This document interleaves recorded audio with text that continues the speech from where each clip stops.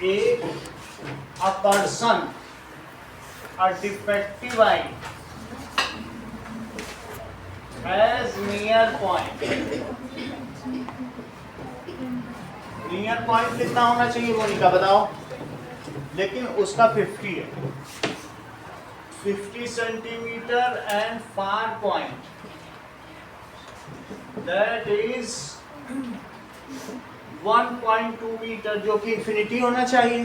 वो 1.2 मीटर के आगे देख ही नहीं पाता, इसलिए उसको फ्रंट बेंच पे बैठा देता कि देखो भाई वो वहाँ नहीं बैठा लेता, तो कहता हम तो नहीं देखते। तो इस तरीके से ऐसा है, ठीक है। So find the power of lens needed to correct area of his vision. सही, find power of lens needed to correct her vision. अब जरा देखो, जिसको पास की चीज न दिखाई दे उसे हाइपरमेट्रोपिया है, और जो दूर का ना देख पाए मायोपिया है। So as case of case 1 और केस 2, that is hypermetropia और मायोपिया that is n। अब उसका n कितना है, ये n डैश ले लो 50 सेंटीमीटर, और तुमको उसे कहाँ तक लाना है बताओ? 25। वो तो देख नहीं पाता है तो, क्योंकि उसका क्या है कि कन्वर्जिंग पावर बिल्कुल कम हो गया है। तो ऐसी स्थिति में या तो कॉर्निया की वजह से किसी वजह से कन्वर्जिंग पावर कम हो गया है, सही है, और किसी की कन्वर्जिंग पावर एक्सेसिव हो जाए तो मायोपिया हो जाता है। ये भी बात आप जानते हैं, होता है कि नहीं होता है? ठीक है, तो उसको जहां तक वो देख पाता है, कहां से वो पिकअप कर लेता है? वो 50 से पिकअप कर पाता है। कहां से पिकअप कर पाता है बताओ? तो 50 पे रखी हुई बुक को पढ़ लेगा, लेकिन तुमको जहां पे बुक रखी है उसे कहां तक लाना है बताओ?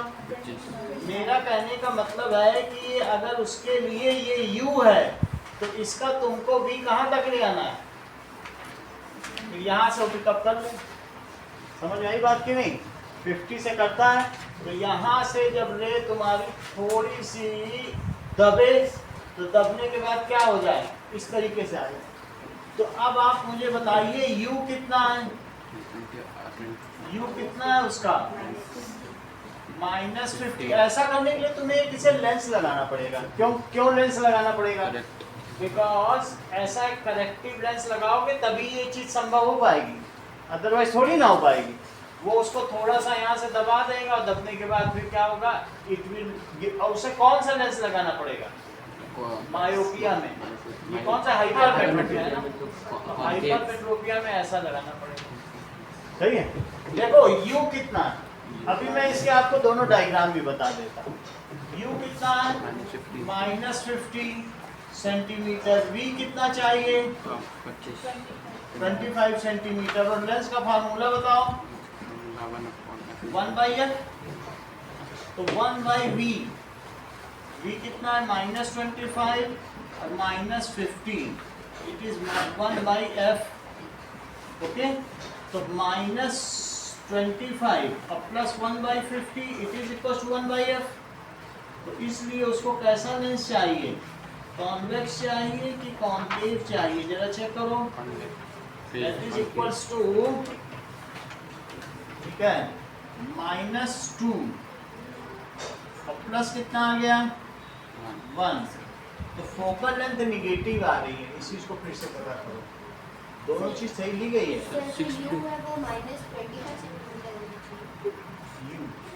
बुक, ये बात सही है, -25। बुक रखी हो 25 पर और उसकी इमेज कहाँ बने? यहाँ पर U होना चाहिए, और उस क्योंकि वो यहाँ से पिकअप कर लेगा। अब इस चीज को देखो, तो अब इसकी मैं एक बार फिर से डायग्राम बनाता हूँ। देखो ये उसका लेंस है, ठीक है, और तुमने एक इसमें एक एडेड आई यानी एक और लेंस बना दिया। अब ये क्या करेगा बताओ, ये पहले से यहाँ से लेता है, लेकिन तुमने बुक कहाँ रख दी बताओ, -25। तो -25 पे रखोगे तो यहाँ पर आने के बाद इमेज का क्या होगा बताओ, क्या ये थोड़ी दब जाएगी?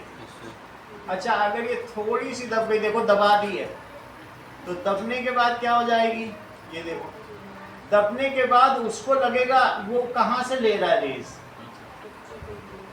रेस कहाँ से ले रहा है, वो उसे लगेगा हम तो वहीं से ले रहे हैं। और जब आई को लगे कि वहीं से ले रहे, आई के पास इसने वैसे ही भेज दिया जहाँ से ले रहे, बुक यहाँ रखी, तो उसने फिर आई हमेशा से यूजुअली वहां से ले लेकर के कैसा बना देती है, ऐसा बना देती है कि नहीं बना देती? तो इसलिए u -25 और b कितना हो गया, -50। अब वैल्यू प्लेस करो, ठीक है, तो दैट इज 1/-25 और उसकी इमेज कहाँ बनाई, -50। इसको लिखोगे n डैश और इसको क्या लिखोगे n, जो कि हम लोगों का लीस्ट डिस्टेंस है d है। So this is equals to 1/f 50. So -1 or +2, it is 1/f. So 1/50 it is equals to 1/f. So f is equals to +50 centimetre. तो निष्ठा पावर क्या हो गई, बताती नहीं, बहुत मुश्किल से इंसान से मिलेगा, बताओ। 2 डॉक्टर, चलो बहुत अच्छा। तो दैट इज निष्ठा से आंसर निकालना बहुत मुश्किल है, दैट इज +0.50 है, यानी 0.5 मीटर। तो पावर क्या हो गई, 1/f इन मीटर, तो 1/0.5 या +2 डायरेक्टर, यहाँ तक ठीक है। अब जरा देखो, उसको तुम्हें दिखाना क्या था, दैट इज सितारे दिखाने दे, लेकिन वो उसका विजन ये है, वो बस 1.2 तक ही देख पाता है, उसको ही वो कर पाता है, लेकिन इससे तो काम चलेगा नहीं। 1.2 तक ही देख पाता है वो, फारर पॉइंट उसको तुमको बोर्ड दिखाना है, पेड़ दिखाना है, दूर दूर तक दिखाना है, तो उसके लिए तुम क्या करोगे यहाँ पे, ऐसा सही है। अगर ऐसा लोगे तो क्या होगा बताओ, यहाँ तक वो देख लेता है, तो वो अब यहाँ से तुम्हें ज्यादा नहीं करना है, तुम ये सोचो कि रेस सितारों से आ रही, कहाँ से आ रही है, तो सितारों से आ रही होगी, तो कॉन्केव लेंस क्या एक डाइवर्जिंग लेंस है, वो क्या उन्हें वो कर देगा, अवे कर देगा, तो उसकी आंखों में प्रतीत होगा हम तो रेज यहीं से ले रहे हैं, उसको क्या लगेगा मैं तो 1.2 से, क्योंकि जो जैसी आ रही थी वैसी आती रहेगी, जबकि एक्चुअली कहाँ से आ रही है, स्टार से, तो डाइवर्ज होके उसको लगेगा, आंखों को डिसीव किया जा सकता है, आंखों को लगेगा वहीं से आ रही है, तो बना दो रेटिना पे इमेज। तो इस तरीके से हमने देखा कि इस वाले के लिए, इस वाले की बात कर रहा हूँ, u क्या है, u इज इक्वल टू -∞, और तुमने उसकी इमेज कहाँ बना कर रख दी, -1.2 मीटर पर बना कर रख दी। अब तुम जब मीटर पे रखोगे तो फिर तुम्हारा फोकल लेंथ मीटर पर आएगा, और फिर उसके बाद तुम आसानी से पावर निकाल सकोगे, मीटर में ही रख दो, कोई दिक्कत नहीं, तो इसको मीटर में रख दिया। तो अब बताइए 1/b - 1/u it is equal to 1/f, 1/-1.2 और 1/∞, जो कि -∞ है, दैट इज 1/f, -1.2 और +0 इट इज 1/f, तो f क्या हो गया, ठीक है, यहाँ तक की बात हो गई। 1/fe होता है, तो इसको सीधा ही 1/1.2 it is equal to 1/f, that is equal to p, तो -10/12 कर लो, इट इज p, तो p क्या हो गया, -5/6, तो -5/6 क्या होता है, -4, 8, 48 हो जाएगा, 20 बचेगा 0.83, तो 0.83 डायोप्टर। बोलो बात समझ में आ गई। तो अब अगर आपको मैं ये बता दूं कि ये उसका फार पॉइंट है, कहने का मतलब है कि फारदेस्ट पॉइंट मायोपिया का फार पॉइंट होता है, मायोपिया का फार पॉइंट शिफ्ट होता है, इसलिए उसका फार पॉइंट होता है। वो इन्फिनिटी तो होता नहीं है। So myopia defective eye, far point recedes from infinity to a few meter. However, hypermetropia near point it moves away from 25 centimeter to more distance। इतनी बात समझ में आई? तो हाइपरमेट्रोपिया है, उसके पास क्या होता है? अ नियर पॉइंट, उसका एक नियर पॉइंट डिस्कस। जब नियर पॉइंट बोला जाए तो हाइपरमेट्रोपिया समझो, ठीक है? That is near point which is away from, कहां से? 25 centimetre. It's far point is intact. बूढ़े लोग बहुत लंबे समय तक सितारों को निहारते रहते हैं क्योंकि उनको उससे कोई दिक्कत होती नहीं, वो सितारे ही देखते रहते हैं। इट्स फार पॉइंट कैसा होता है? Is intact. कहने का मतलब है कि जो हाइपरमेट्रोपिया है उसकी सिलियरी मसल्स लूज हैं और इस वजह से उसकी जो आई लेंस है वो कैसी है बताइए? जो आई लेंस है वो पतली हो गई है, सिलियरी मसल ढीली पड़ गई है, उसे दबा नहीं पा रही है और इस वजह से वो यहाँ वाली 25 सेंटीमीटर से अगर रे को उठाता है तो इससे क्या होता है? वो उसे दबा नहीं पाता और ऐसी स्थिति में उसकी जो इमेज बनती है वो कैसी बनती है? That is behind retina. एक होता है बिफोर रेटिना और एक होता है बिहाइंड रेटिना। तो ये 3 नंबर का अकेले केस आएगा अगर आएगा, और वो भी अभी जो दूसरा बताऊंगा वो भी। इसका मतलब है डिफेक्ट इन विजन। इसका क्या मतलब है? इसका मतलब है कि अगर least distance of distinct vision पर चीज रखी जाए तो वो नहीं देख पा रहा, तो इसको कहोगे डिफेक्टिव विजन। किसका डिफेक्टिव विजन बताइए? That is hypermetropia. सही है? अब जरा देखो, इसके अलावा अब अगला डायग्राम किसका बनेगा? नियर पॉइंट का। नियर पॉइंट में क्या होता है? यही डायग्राम है लेकिन कहीं ना कहीं से तो वो देख पाता होगा। वो कौन सा पॉइंट है? वो उसका नियर पॉइंट है। कहेगा कि भाई मैं यहाँ किताब रख दोगे तो पढ़ लूँगा, लेकिन दूर किताब रखोगे तो एंगुलर डायमीटर ही बदल जाएगा, उसमें लेटर ही इतने छोटे छोटे दिखेंगे, तो उसके पढ़ने का कोई मतलब नहीं। दूर चीज़ रखी हो तो क्या पढ़ पाओगे? किताब रख दो पेड़ के पास ले जाके, पढ़ पाओगे क्या? तो इसमें लेटर ही छोटे हो जाएंगे। अब देखो ये किस चीज़ का डायग्राम है मोनिका? करेक्ट, ये तुरंत इन्होंने बता दिया नियर पॉइंट है। ये पढ़ के आई लग रहा है सारा, तुरंत इन्होंने बता दिया कि सर ये उसका 50 सेंटीमीटर, क्योंकि ये क्वेश्चन आना है इसलिए इन्होंने सब पढ़ लिया। ये किसका डायग्राम बताओ? हाइपरमेट्रोपिया के किसका डायग्राम है? Near point. ये उसका एन डैश है, होना एन चाहिए था, बन क्या गया? N dash. तो this is near point. Near point यानी 50 सेंटीमीटर पे वहाँ किताब रखो तो वो बाहर जाके पलटेगा, फिर पढ़ेगा, फिर पढ़ेगा, ऐसा करेगा। लेकिन ऐसा हमें नहीं कराना, किताब यहीं रखेंगे जिससे पढ़ा और दिखेगा उसको वहाँ। अब जरा देखो कैसे ऐसा कर सकोगे। ये देखो 2 लेंस है, उसके पास कन्वर्जेंस नहीं। बूढ़े लोगों के पास मोटा लेंस देखा है कभी हाथ से छू के? वो कॉन्वेक्स ही होता है, और नहीं तो हाथ से वो लेके लेंस लेके पढ़ा करते हैं। जिनको कोई नहीं देता तो मोनो ऑकुलर हैंड लेंस लेके पूरा न्यूज़ पढ़ जाते हैं। तो ऐसी स्थिति में अगर आईज में हमें बुक यहीं रखनी है, कहाँ रखनी कि वो हाथ से पलट सके? तो बताओ, यहीं देखो बुक रखना है।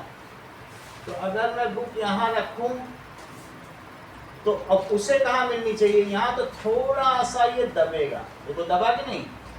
तुम्हें लग रहा है कि दब गया? ऐसे नहीं गया सीधे। और अगर दब गया तो इसकी आंखों को क्या आभासित होगा कि रे कहाँ से आ रही है? रे always moves in straight line path, तो उसको लगेगा यहीं से आ रही, बिल्कुल स्ट्रेट बनाना। यहाँ पे ये लगना नहीं चाहिए कि ऐसा, देखो बिल्कुल सीधी लग रही।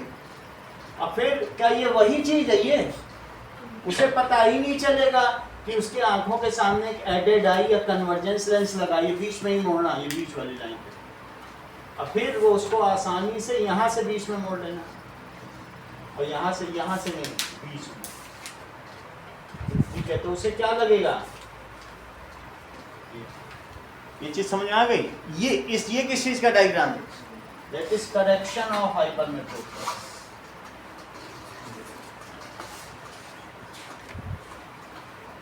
जो भी तुमको लेना है हमेशा u लेना है, जैसा आदित्य ने बताया। तो u कितना है? -25 सेंटीमीटर। और v किसे लेना है? v उसके एंड डैश, जो उसका नियर पॉइंट। सही है? क्योंकि किताब हमें कहाँ रखनी है? क्या 50 पे रखनी है? वहां से तो पलट नहीं पाएगा, आता जाता रहेगा। इससे अच्छा यहाँ रख के ये कर दो। सही है? और जो भी लेंस का फार्मूला लगा दो, पलक बात समझ में आई तुमको? अब हम बात करेंगे दैट इज, ये बहुत इंपॉर्टेंट क्वेश्चन है, इसका डायग्राम भी बहुत इंपॉर्टेंट है, बनाने को आता है। दूसरी चीज है कि मायोपिया का डिफेक्ट। सही? क्लियर तो हो गया तुमको कि कैसे करना है? नेक्स्ट इज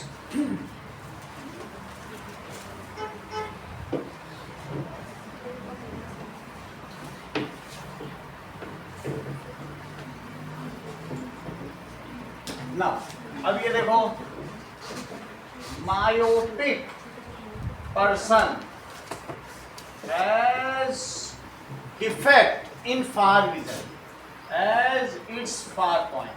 वो फार पॉइंट बताएगा। जब जो दूर का ना देख सकते उससे पूछो कितना है तुम्हारा फार पॉइंट।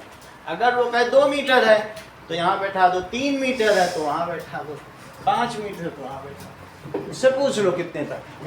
तो चलो ठीक है, तुम्हारा 2 है, और पीछे जाओ, ये 1.5 वाले को आगे बैठने दो।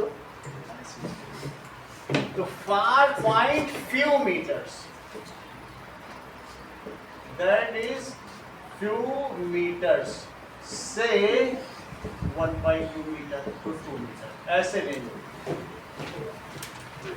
अच्छा, it is due to excessive convergence. बच्चों में ऐसा होता है कि सिलेरी मसल्स उसको दबा के रखते, ठीक है? That is, it is due to, किसकी वजह से है? Due to excessive convergence. किसका convergence? Of crystalline lens. Crystalline lens का एक्सेसिव कन्वर्जेंस होगा। और या फिर size of retina, eye ball कैसी होगी? That is size of eye ball elongated. और इस वजह से जो वो फार से आने वाली रेज हैं कॉस्मॉस से, उन सब की वो इमेज कहाँ बनाएगा? ये देखो, वो इतना दबा देगा कि यहीं पे इमेज बनेगी। तो मोनिका, ये कौन सा, इसमें क्या हेडिंग डालें? बोलो। Defective vision, size of eye ball 2.5 से छोटी हो गई है, ये लेसर हो गई, 2.3 हो गई, सही है? इलांगेटेड हो गई, 2.6 हो गई। 2.5 होती है तो ये बड़ी हो गई होगी, या इसने इसको दबा दिया होगा, इसी वजह से तो आगे बन रहा है। So image is formed before retina. Image is form, तो तुमको क्या करना है? Before retina. फिर इसका ये पता करो फार पॉइंट का, वहीं पे तुमको अब लाके सितारों को रखना है। बोलो ये सितारे रहे 2 मीटर पे, देखो यहीं से रहे, छूने की कोशिश ना करना, बड़ी गर्म है, ऐसे उससे बोलो, उसे दिखेगा ही यही सितारा, सब चीज यहीं पे, पेड़ दिखेगा यहीं सितारा दिखेगा, सब यहीं दिखेगा। तभी तो लोग कहते हैं तारे तोड़ के ले आओ तुम्हारे लिए। कभी उनकी बात, वो गर्म तारे हैं कहाँ से तोड़े? वो उसका मतलब है कि वो मायोपिया से डिफेक्टेड है, जो ये कह रहा तारे तोड़ना। अब ये देखो,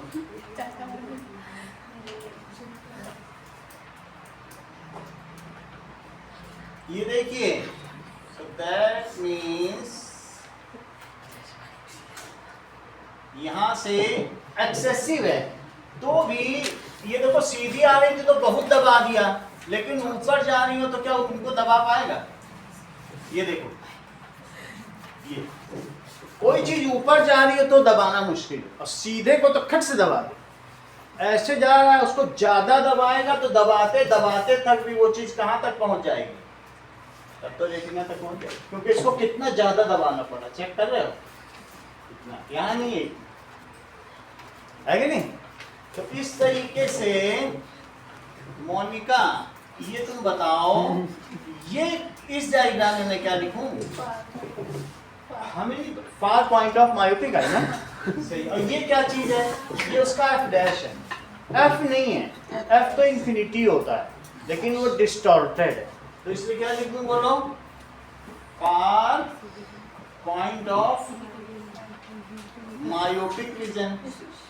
कितनी बात तुमको समझ में आ गई। हमको u क्या रखना है, u हमेशा आइडियल है, या तो least distance of distinct vision है, या तो उसे किताब पढ़वानी है, और या तो सितारे दिखवाने, दो ही हमारा उद्देश्य है। तो इस तरीके से चूंकि इसके पास एक्सेसिव कन्वर्जेंस है, तो तुम्हें क्या करना चाहिए मायोपिक आई के लिए, जो फ्रंट बेंचर्स है हमेशा देख लेना उनका लेंस जो है पीछे पतला होगा, जिनको किताब में वो इंटरेस्ट है उनका मोटा होगा। तो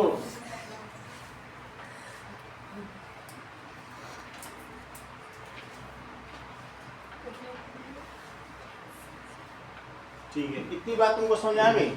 कहने का मतलब है, तुम्हारा मैं डायग्राम बता दूं, बहुत आसान है तरीका बनाने का। लो यहीं से इमेज, तुमको ज्यादा करना ही नहीं है, देखो वहीं से लिए जैसे पहले नहीं ली थी। लेकिन एक बात बताओ कि आपको यहां से जा रही है, इसको पीछे लो, ये देखो, इसी को पीछे ले लो, पहले भी मैंने ये किया था, कभी डायग्राम गलत नहीं होगा। अदिति ध्यान दे रही हो।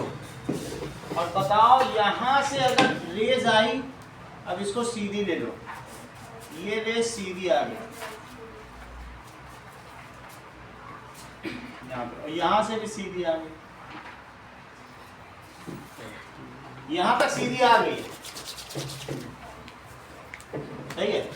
तो अब बताओ इस वाले लेंस, इसको सब डॉटेड कर दो, क्योंकि यहाँ रे कभी पहुंचेगी नहीं, पहुंचेगी क्या कभी, लेकिन ये मिरर क्या करेगा, ये डाइवर्ज करेगा, और डाइवर्ज उसी के आगे अब बोल्ड कर दो, इसको और थोड़ा लीजिए, अब बोल्ड कर दो, सही है। तो दिखने वाले को क्या लगेगा, अरे ये तो यहीं से था, है कि नहीं, जबकि आ कैसे रही है, ऐसे आ रही है, और इसको क्या लगेगा, तो बोलेगा ये तो वही है जैसे पहले आ रही थी, ऐसे ही अभी भी आ रही है, हम इसे क्या कर लें, वहीं पर बना रहे, तो इसको कहेंगे करेक्शन ऑफ मायोपिक आई। ये क्या चीज हो गई, correction of myopia, that is you क्या होगा इसका, और v क्या होगा, f डैश। सभी चीज निगेटिव होती है जब तुम इस चैप्टर का काम करोगे, u v ये सब निगेटिव लोगे। इसके लिए जो f की वैल्यू आएगी वो क्या आएगी, निगेटिव। पावर क्या आएगा, पावर निगेटिव आएगा। इसके लिए f पॉजिटिव आ जाएगा और पावर भी पॉजिटिव आ जाएगी, लेकिन u and v in both the cases is negative. U and V in both cases are negative. When person becomes old age का हो गया, तो ऐसी स्थिति में ciliary muscles become loose and the case of hypermetropia is now called presbyopia. However, the person in its childhood had suffered from myopia, then the same person suffering from presbyopia needs bifocal length, like Gandhi ji का चश्मा। presbyopia का मतलब ये नहीं है कि दोनों ही defect है। hypermetropia case appears even at old age. When hypermetropia case appears, that is the power of convergence of lens becomes weak due to ciliary muscles. Then at old age it is termed as presbyopia. But if presbyopic person in childhood had suffered from, myopia, then it needs bifocal length. कभी presbyopia में bifocal length नहीं लिखना, ठीक है। If at old age the cornea is become cloudy, क्या हो जाएगा बताइए? क्लाउडी हो जाएगा। तो उसकी वजह से the upper membrane is removed by A minor surgery, ठीक है, जिसको कहेंगे कैटरेक्ट सर्जरी। इस बीमारी को कहते हैं कैटरेक्ट, मोतिया बिंद, बीच में व्हाइट व्हाइट रहता पोर्शन, और उस सर्जरी को क्या कहते हैं? Cataract surgery. जोधपुर में SKG में सबसे बढ़िया सर्जरी होती है, मैंने अपने मदर फादर की वहीं से। तो 27,000 रुपये कैटरेक्ट सर्जरी का लगता है, लेकिन अगर सरकारी कराओ तो फ्री है, सरकार इसका फ्री में इलाज करती है। तो बात समझ में आ गई? अब आप लोग अपने क्वेश्चन पूछे। इस चैप्टर में और भी कुछ पूछना हो तो हिंदी सर, मोनिका हिंदी में सुनना चाहते हैं। मोनिका अभी उसकी कहाँ कैटरेक्ट सर्जरी, क्या चीज? मोतिया बिंद, क्या चीज क्या बोल रही है? नहीं बताओ, हिंदी में बोल रही है। हिंदी में बताओ। चलिए वो हिंदुस्तानी है, मोनिका हिंदुस्तानी है भाई। चलो अगला सवाल पूछे। तो मोनिका अभी इनके निष्ठा सर वो है ना, सनराइजेस मतलब सन अपीयर टू बी वो ना। देखो भाई, इन्होंने 2-4 सवाल और पूछे, बोले इसी चैप्टर के बता दीजिए, तो हम वो सारे बता दें कि क्योंकि ये चैप्टर थोड़ा कम पढ़ा हुआ है, तो इस चैप्टर की कई चीजें जो हमें समझनी चाहिए। चलो अब देखो, तुमको डिफेक्ट ऑफ विजन तो समझ में आ गए। आई के बारे में भी तुमको लिखने को आएगा, आई सिलेबस से बाहर हो चुका है। स्ट्रक्चर ऑफ आई लव, अब देखो ना आई है तो भी उसके बारे में लिख देना। चलो अब देखिए, बस अभी बता दीजिए, एक दो चीज और बता दें। 21 बहुत अच्छा क्वेश्चन है। एक दो चीज और बता दें। देखो क्वेश्चन पूछा जाएगा, show dispersion and refraction in prism, दोनों कर लो क्या?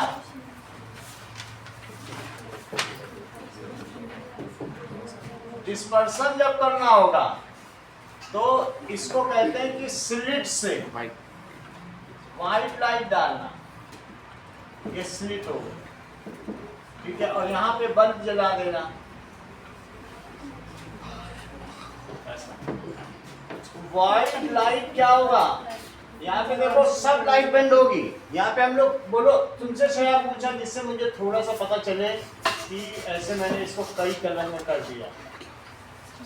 तो ये डायग्राम बस मैं ये पूछना चाहता हूँ, सही है कि गलत? गलत। सही कैसे करें? बेंड होनी चाहिए। इन्होंने कहा ये ऊपर कैसे चली गई? क्योंकि ये लोग गलती करते हैं, इसलिए मैं कह रहा हूँ जो सबसे ऊपर वाली भी होगी वो भी बेंड ही होगी, और उसके बाद फिर और बेंड होती रहेगी। तो यहाँ पर इसके डिफरेंट वो आ गए। अपर वाली को ये इसका ओरिजिनल पाथ है, यहाँ पे कभी जाएगी नहीं। और फिर इसके बाद क्या होगा? अब सभी पर नॉर्मल ड्रॉ कर लो और बोलो अब रेयरर में जा रही तो क्या और दूर हटेगी? तो ये यहाँ से और दूर हटाना, लेकिन और दूर हटने के चक्कर में इन सब के बीच में जो एंगुलर डायामीटर है वो बढ़ता ही चला जाएगा, जो भी होगा। सही है कि नहीं? ऐसा भी नहीं करना है, दूर हटेगी तो सबको दूर हटाते हटाते उसी में ही सबको एडजस्ट करो, ऐसे एडजस्ट कर लो। और यहाँ पर क्या करो, बोलो बात सब यहाँ गई, ऐसे कर लो। ये भी है कि ये भी है, नीचे वाला जो सबसे ज्यादा बेंड हुआ तो विद, इस चीज को क्या कहेंगे? ठीक है, that is dispersion of light. इसे क्या कहा जाएगा? Dispersion of light. ये डिस्पर्सन, प्रकाश का विवर्तन है ये, दैट इज डिस्पर्सन। अच्छा ज्योत्सना, रिफ्लेक्शन ऑफ लाइट तुम कैसे ड्रॉ करोगी? बोलो। क्वेश्चन अलग आएगी, मतलब अदर देन वाइट लाइट देते तो करेक्ट, मोनोक्रोम। Monochrome light. क्या ले लिया जाए? एक ही लाइट लो। मान लीजिए रेड लाइट आपने ले ली, red light from laser beam, किससे ले लो? सर इसमें लेकिन रिफ्रैक्शन तो वही क्या रिफ्रैक्शन उस पे रखो। ऐसे में दो अलग अलग डायग्राम, मोनोक्रोम पे कराओ। सिर्फ रिफ्लेक्शन कर रहा है तो रिफ्लेक्शन ही कराओ। Monochrome light. क्रोम का मतलब कलर, एक ही कलर। हम 7 कलर्स हैं, 7 कलर्स से बाहर निकले तब रिफ्रैक्ट होकर बाहर निकले। रिफ्लेक्ट होकर निकले हैं, लेकिन उसको डिस्पर्सन बोलते हैं। Panel It is all splitting of white light into 7 component colors. It is called, ठीक है, splitting of white light into 7 component colors. ठीक है, अभी उसे क्या कहेंगे? डिस्पर्सन। तुम्हारी बुक में रिफ्लेक्शन का भी डायग्राम बना है, दोनों अलग अलग हैं। और यहाँ पर क्या होगा? ये देखो, ये दब गया, ये समझ में आई बात कि नहीं? रेडर में। और फिर इसके बाद फिर और क्या हो गया? अब ये खुल गया, नॉर्मल से खुल गया, तो ये जो रे इसको कहेंगे रिफ्लेक्शन ऑफ। ये क्या चीज कहलाएगी? Reflection of light. तुम नोट नहीं कर रही हो क्या? नोट करो, ये चीज है, सही है? अच्छा, this is reflection of light. अब ये चीज क्या कहलाएगी? Angle of emergency. जान रही हो चीज, ये आई है, और इसके बाद ये नॉर्मल से ये एंगल R1, तो तुम भी जानते हो, बड़ी बात है, क्योंकि टेंथ में होगी इतना जान रहे हैं। That is splitting of white light into angle of deviation निकालना है, तो इसको आगे ले जाओ और इसको पीछे ले जाओ, और फिर ये जो एंगल है उसे डेल्टा कहें। सही है? एंगल ऑफ डेविएशन, विचलन कोण। एंगल ऑफ, हमारी बुक में डी भी लिखा है इसे, एंगल ऑफ डेविएशन, डी भी कह सकते हैं। सही है? अच्छा, ये देखो, splitting of white light into component colours is called, इसे क्या कहेंगे? डिस्पर्सन। अब जरा देखो, कहने का मतलब है what is refractive index? Reflective index क्या है? Amount of light bend in and बहुत अच्छा, पहले से पहले बताते हैं, स्मार्टर गाई। ठीक है, गाय नहीं बोलना।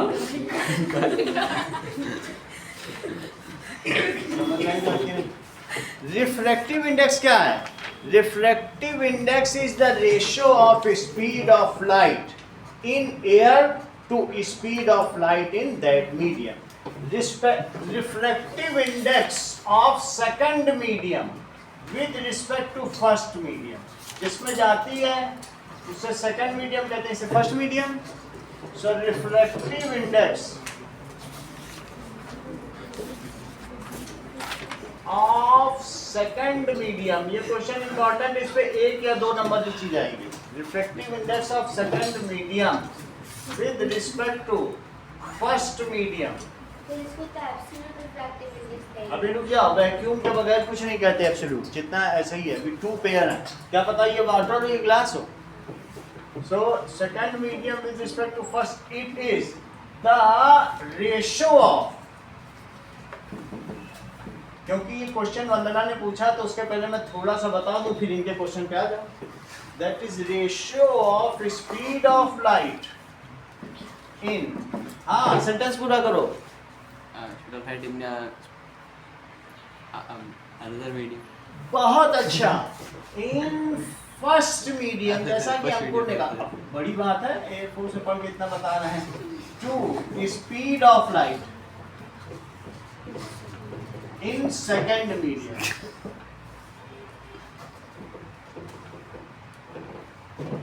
बोलो, बात समझ आ गई? Reflective index of second medium with respect to first medium. इस चीज को 2 तरीके से लिखा जाता है, दोनों तुम्हें अलग अलग रिफ्लेक्शन मिल जाएंगे। और यहाँ क्या लिखे फार्मूले में? बोलो Shreya. Yes, V1 by V2। ये बहुत बड़ी बात करेंगे क्योंकि C का अभी पिक्चर आया नहीं, अभी एब्सोल्यूट आ जाएगा क्योंकि अभी रिफ्रैक्टिव इंडेक्स है। फिर अभी अगला क्वेश्चन एब्सोल्यूट का भी हो सकता है। तो रिफ्रैक्टिव इंडेक्स का क्या फार्मूला है?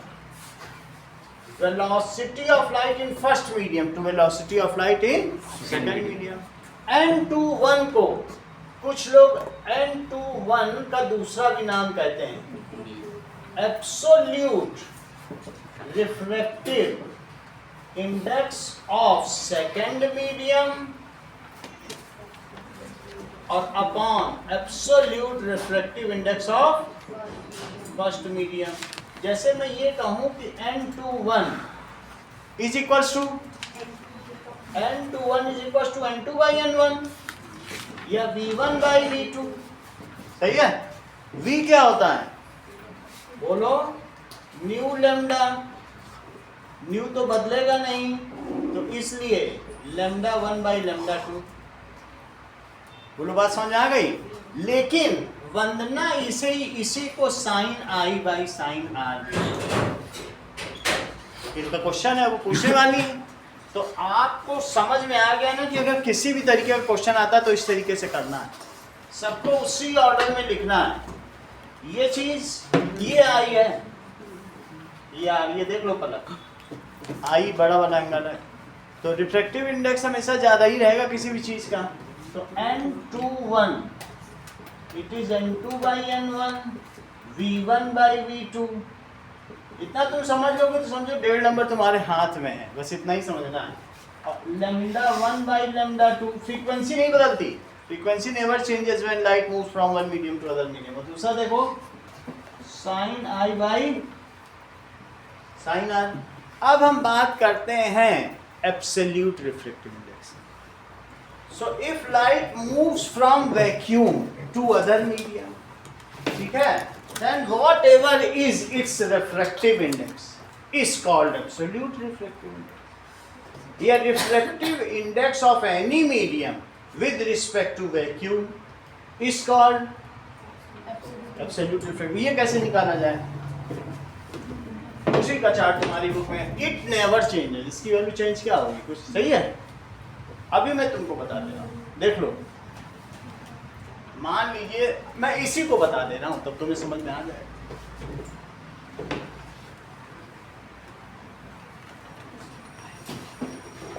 ये अगर एयर है और ये क्या है बोलो, ये है ग्लास, सही है? तो refractive index of glass with respect to air, it is refractive index of air upon refractive index of 1.0029 और upon that is refractive index, that is अब ग्लास का निकालना Ng अपॉन Na। तो ग्लास का कितना होता है 1.5, इसका कितना होता है? एक तो ऐसे भी कर सकते हैं, ऐसे करोगे तो इसे 1.5 लिख देना, इसे अप्रोक्सीमेटली 1 लिख देना, अप्रॉक्स। तो कितना आ जाएगा बोलो? लेकिन वंदना ऐसे नहीं करती है, दैट इज ये VA by VT करती, और VA की जगह क्या वैल्यू रख देंगी? दैट इज अप्रोक्सीमेटली तो 3 ही मानी जाती है ना, 3 तुम्हारी बुक में चलती है, अभी चलाओ 10 तक। और VG कितना है बोलो? करेक्ट। ये पूरा हर चीज जान के बैठी है, क्योंकि ग्लास में इसकी स्पीड कितनी है? 2 × 10⁸। अब बोलो एयर में कितनी? 3। तो अब तब भी क्या वही आंसर आ जाएगा? बोलो, बात समझ आ गई? तो V से भी निकालोगे तो भी वही, इससे निकालोगे तो सीधा ये लिख देना, सही है? मान लीजिए मैं तुमसे ऐसे बात करूं कि ये वाटर से ग्लास में जा रहा है, तो बोलो ये दूर हटेगा कि पास जाएगा? ये वाटर है और ये जो है वाटर से अब ग्लास में गई है, अब मुझे बताओ दूर हटेगा कि पास जाएगा?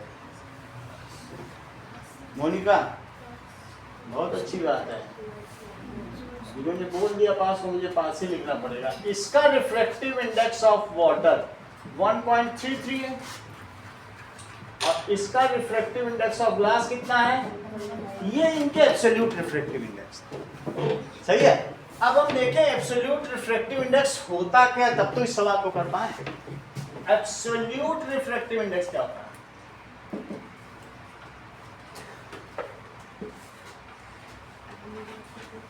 Refractive index of any medium with respect to किससे लिया जाए, बोलो? वैक्यूम is called absolute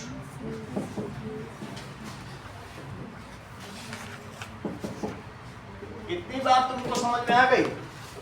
मेरा कहने का मतलब है अभी प्रिज्म बनाया गया था अदिति, तो क्या बताओ जो रिफ्रैक्टिव इंडेक्स है वो कलर के साथ भी वेरी करेगा? रिफ्रैक्टिव इंडेक्स कलर के साथ सारे इसका वेवलेंथ सबका डिफरेंट रहता है, तो मतलब कर जाएगा ना, कर ही जाएगा, क्योंकि सबके आर अलग अलग है प्रिज्म में, तो refractive index varies with colour, करेगा कि नहीं? How ever for pair of medium it is same, जैसे ग्लास एयर ले लिया उन सब के लिए सेम, सही? अच्छा, अब मुझे बताओ refractive index of a particular medium का फार्मूला तो जरा बताओ। C/Vn, सही है? Refractive absolute refractive index of any medium is the ratio of speed of light in vacuum to the speed of light in that medium. सही है? मेरा कहने का मतलब है यदि मैं absolute refractive index of glass निकालूं तो कितना आएगा?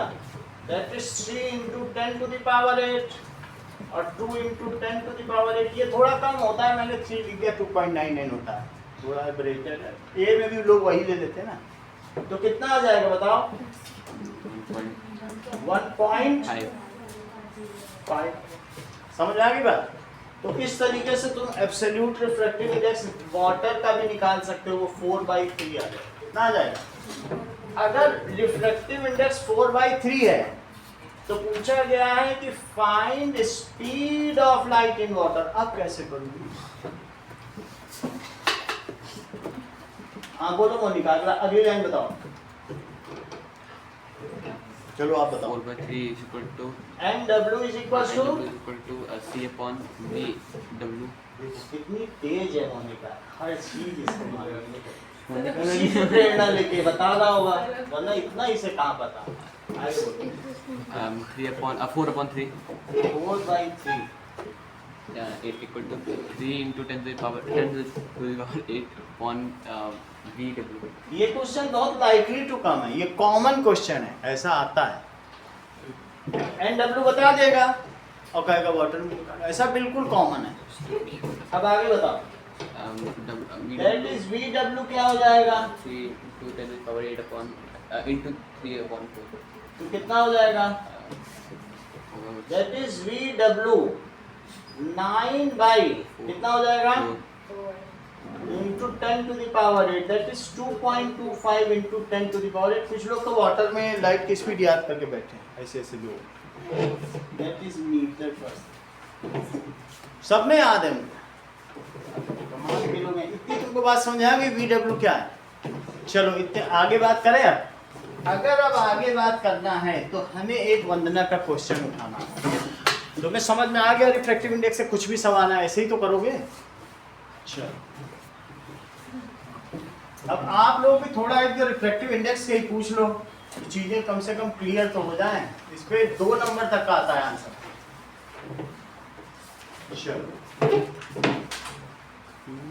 That is a prism of refractive index mu. Question है प्रिज्म का रिफ्रैक्टिव इंडेक्स क्या है? Refractive index mu. Angle A, prism का एंगल ऑफ प्रिज्म क्या है? एंगल ऑफ प्रिज्म ए, ठीक है, प्रिज्म में एस बना।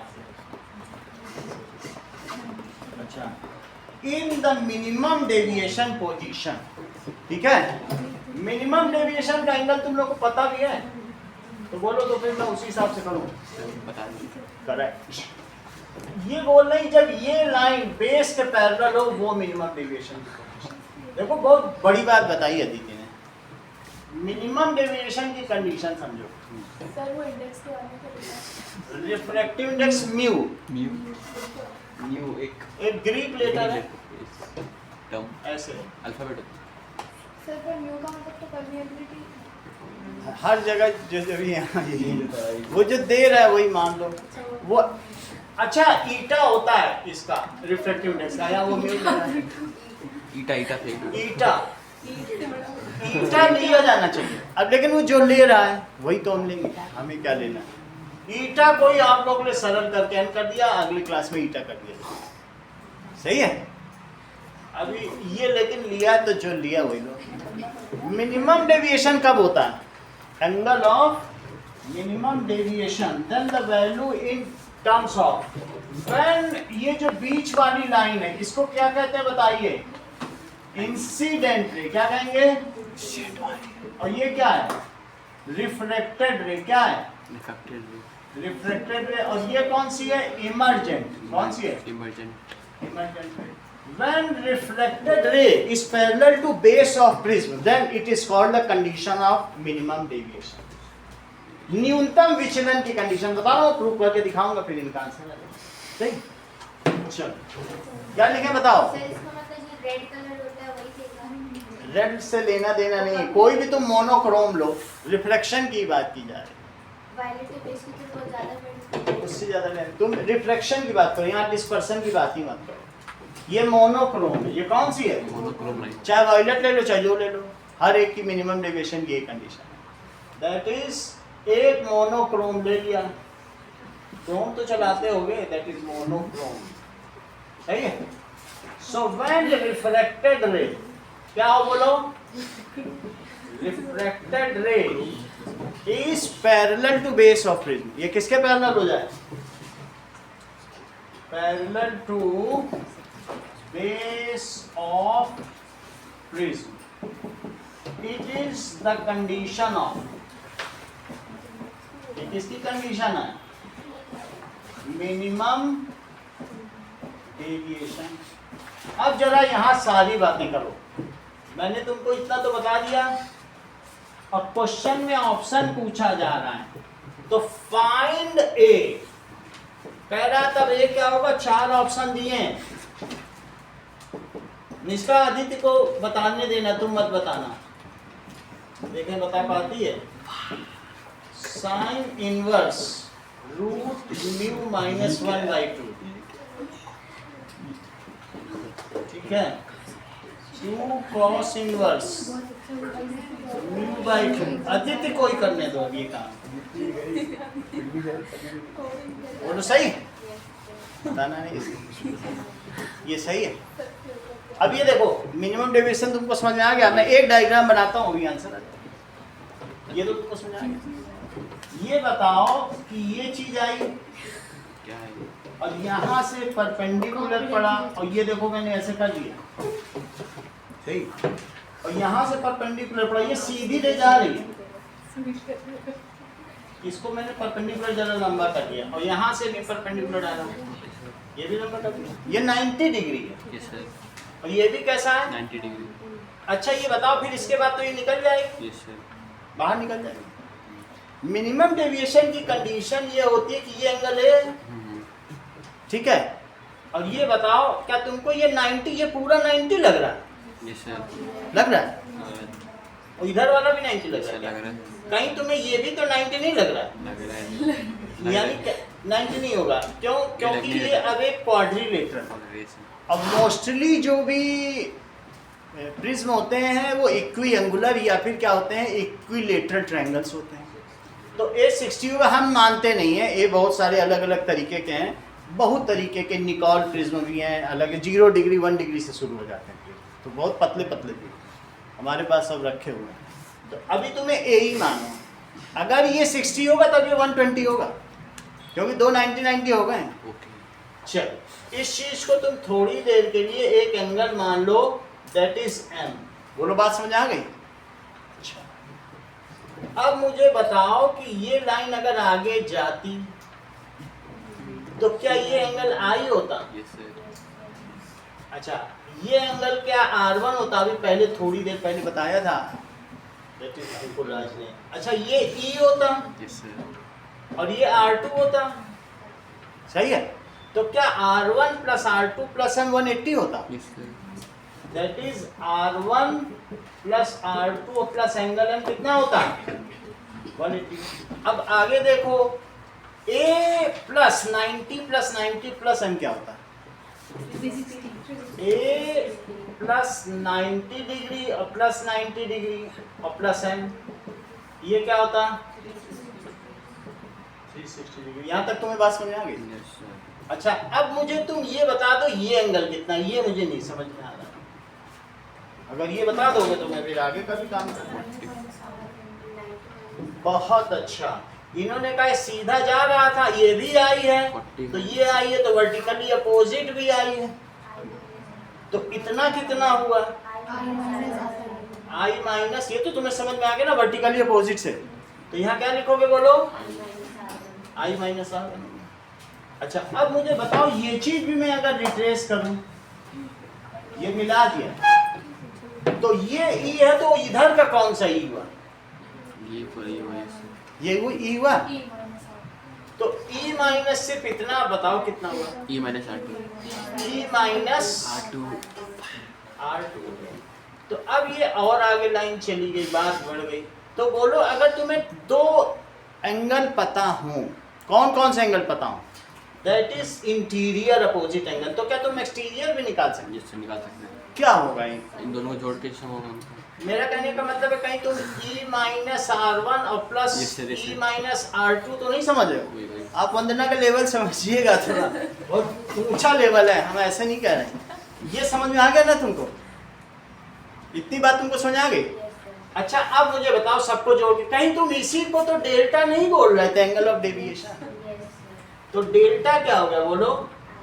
I plus E minus R1 plus R2, और यही डेल्टा, सही है। तो अब मुझे बताओ यहाँ से कि R1 प्लस R2 को, यहाँ इन सबको जरा सॉल्व करो, तो A प्लस एंगल M कितना हुआ? अच्छी बात है। तो मुझे बताओ अब M की जगह तुम क्या रखो? M की जगह यहाँ से जरा देखो, तो A plus 180 minus R1 plus R2 it is equal to 180। ये कुछ किया नहीं मैंने, M की जगह वैल्यू डाल दी, सही है। अब जरा देखो, ये मुझको बताओ क्या ये भी 180 ये भी 180 कट गया, तो A क्या हो गया? A plus R1 plus R2 वहाँ चला, यस यस। सही है। और भी मैं तुमको बात बताऊं, जो I बाई R1 है वही E बाई R2 भी है, समझो इस चीज को, क्योंकि रिफ्रैक्टिव इंडेक्स तो नहीं बदलेगा ना किसी चीज का। रिफ्रैक्टिव इंडेक्स तो उस ग्लास का ही है, वो 1.5 ही तो है बात कि नहीं? देखो this by this is this by this. एक और भी इसमें कंडीशन हो जाएगी कि R1 और R2 सेम रहेंगे अगर ये सीधा जा रहा है, angle of deviation. Refractive index जब तुम्हारी मिनिमम डेविएशन की कंडीशन होती है तो I किसके इक्वल होता है? E के इक्वल, और उस वजह से R1 किसके इक्वल हो जाएगा? फिर से समझो, कहने का मतलब है दैट इज रिफ्रैक्टिव इंडेक्स किसके इक्वल होगा? ये देखो sign I by sine R1, ये समझ में आया? और इसी को क्या कहोगे? E by sine R2। क्या तुमको इतनी बात मालूम है? तो अब इसके बाद आप ये कह सकते हैं कि that is due to symmetry, क्योंकि ये पैरेलल है, सिमेट्री आसानी से की जा सकती है। तो हम ये पता कर सकते हैं कि R1 R2 के इक्वल, चीजें पैरेलल है, इक्विलेटरल ट्रायंगल है, तो अल्टीमेटली ये कहा जा सकता है। यहाँ तक तुम्हें समझ आ गया? अब आगे देखो, हमें क्या minimum deviation then the value of A. अब ये देखो R1 प्लस R2 क्या हो गया? A के बराबर होगा, तो डेल्टा किसके इक्वल हो गया? I plus E minus A। यहाँ तक बात समझ आ गई? यस सर, आगे अब देखो सर आगे गए। Value of A in terms of refractive index. अब आगे की बात देखो, बिल्कुल समझ में नहीं। सर लिखा ही नहीं एंगल कौन से लिया आपने, ये नहीं देखा आप आगे देना तो सर हम तक बिल्कुल नहीं लगा भाई। हम लोग इस पे समय ज्यादा नहीं बर्बाद करेंगे, सीधा आंसर बता दें। चलो शॉर्ट ट्रिक बता ये नहीं दीजिए। आएगा। क्वेश्चन नहीं आएगा।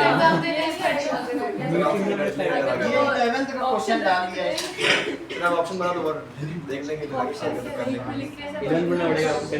नहीं आंसर अब ये तुमको बता दे रहा हूँ, ये देखो, ये तुम्हें पता चल गया, सही है। तुमको इतना जिसको समझ में आ गया मैं उसके आगे बता दूं। ये सर आगे आगे आ गया? अच्छा तुम अब इसे सर सुनील को नहीं आए। डेल्टा मिनिमम बोलो, इसे क्या कहो? अब प्लस ए, अब उधर क्या लिखोगे बोलो? I plus e, i plus e, but for minimum deviation i किसके इक्वल हो जाएगा? ई के इक्वल हो जाएगा and R1 is equal to R2।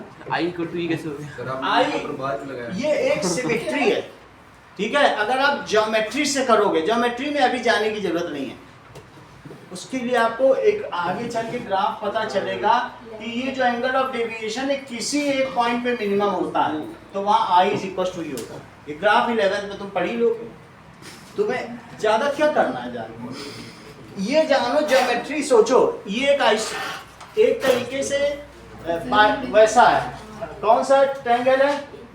समद्विबाहु त्रिभुज, दैट इज आइसोसेलेस ट्रायंगल। ये कैसा है? ये दोनों साइड तो सेम होंगी कि नहीं होंगी? अगर ये दोनों साइड सेम है तो, और ये पैरेलल है, तो ये तुमको प्रूफ कर सकते हो कि आई ई के इक्वल है, क्योंकि ये मैंने लिख दिया। ज्यादा उसके चक्कर में मत पड़ो, इसका वो आंसर क्या पूरा है? एक चैप्टर ही है, छोड़ो। इसका आंसर अभी क्या हमें इमरजेंसी है वंदना की, तो वंदना इस समझ लो। इसका आंसर क्या है? ये समझो मिनिमम एंगल डेविएशन के लिए आई इज इक्वल टू, इतना तो याद रख सकते हो, बुक में है तो याद रखो। और R किसके इक्वल है? R1 is equal to R2 is equal to R। यहाँ तक समझ आ गया? तो इसको तुम क्या लिखोगे बोलो? Plus A is equal to I plus I, तो 2I किसके इक्वल हो गया? A, तो बोलो I किसके इक्वल हो गया?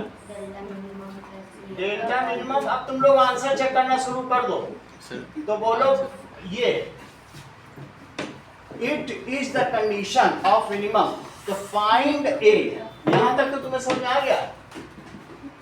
आई की वैल्यू समझ में आ गई कि नहीं? That is equals to i plus ई।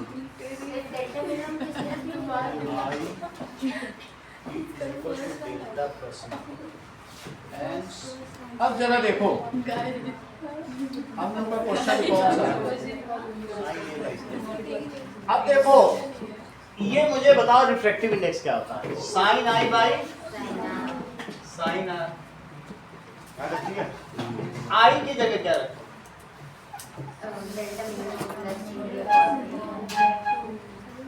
अच्छा अब जरा और नीचे देखो, साइन भी लिख रहा है ना, ये तो तुमने आई की जगह रखा है। आर तुम्हें कहीं से पता चल रहा है? ये लाइन पढ़ो, that is r plus r is equal to A. तो 2r किसके इक्वल है? तो r इज इक्वल टू, तो नीचे क्या लिखो? A upon sine A upon a by 2। यहाँ तक तो बात तुम्हें समझ में आ ही गई होगी ना? हाँ? ये बहुत अच्छा, जैसे ये बहुत चमत्कारी चीज है। जैसे साइन 45 और बाई साइन 30 है, और दोनों को काट दो, वैल्यू नहीं रखनी पड़ेगी। ट्रिग्नोमेट्री में हमें ऐसा करना है, साइंस में नहीं करना है, क्योंकि अभी साइंस का पेपर है। साइंस में हमको फोकस करना है, ये स्टैंडर्ड वालों को हर किस नहीं करना। स्नेहन सर स्नेहन है। बड़ी बात है, नहीं तो ये लोग घपला कर देंगे, ये चीज है। अब ये देखो, तुमको ये बात पता चल गया? सर एक और डाउट है। अभी रुक जाओ जरा। दैट इज इक्वल टू, ये सब स्टैंडर्ड अच्छा अभी तक और क्या चीज आई?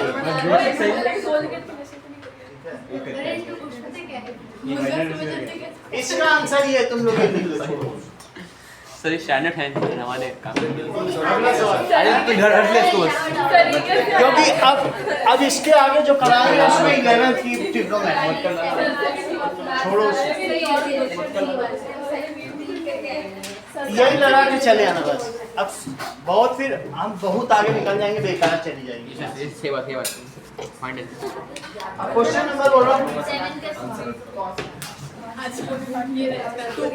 7th का सी, 7th का सी देखो, दैट इज इक्वल्स टू, लेकिन मैंने जितना बता दिया इसमें भी तुम्हारे बहुत एमसीक्यू बन जाएंगे।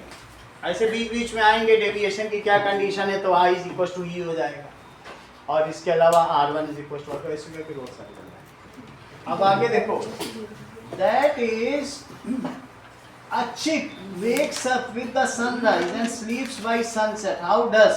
एक मुर्गी का बच्चा 4 बजे उठ जाता है और सनसेट से पहले सो जाता है, वाइट इज सो।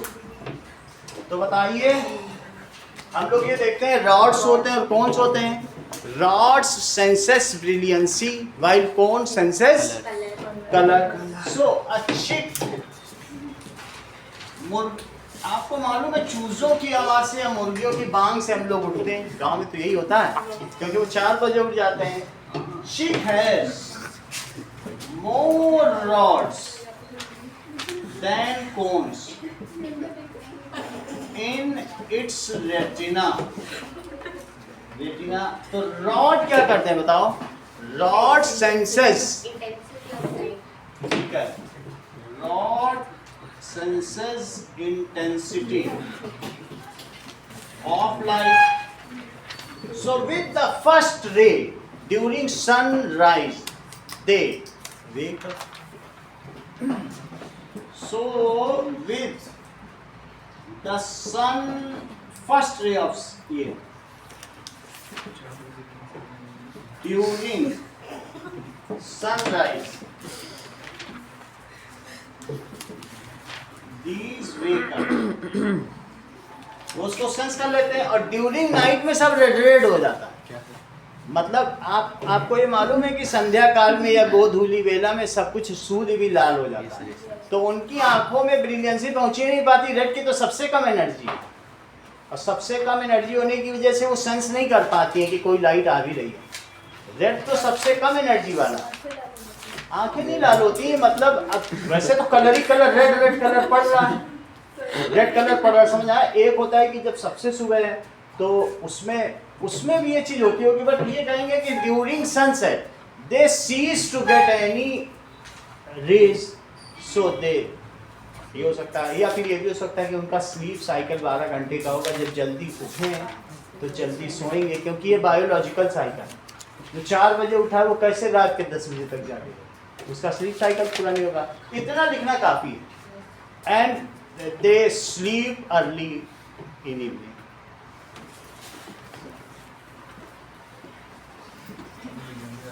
और पूछो कुछ।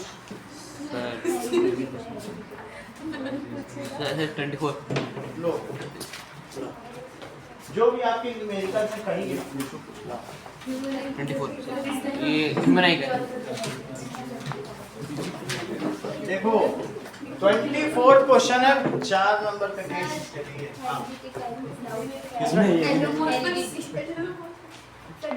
सर पहले मैं कर दूं, अभी तो नहीं करने। चल ये ऐसे तो दे आएंगे बता रही है। थोड़ा डिमोटिवेट होता मत चलिए, that is in the picture given below, a swimmer inside a water is in swimming pool takes aeroplane flying the sky. Check करो 24 क्वेश्चन में एक स्विमिंग पूल में कोई तैर रहा है, ये देख लो तैराक है, और ये तैराक ऐसे तैर रहा है ये, और ये हाथ ऐसे किए, और स्विमिंग पूल में है, तो समझ आया? और ये बिल्कुल अपने को वैसे बनाए जैसे एरोप्लेन होता है, और इसको कहते हैं एरोप्लेन स्विमिंग। एरोप्लेन सही है? सो इट स्विम्स लाइक, कैसे कर रहा है? For the swimmer the aeroplane will appear low. अब उस स्विमर के लिए ये एरोप्लेन लो है कि हाई है? If swimmer is inside water,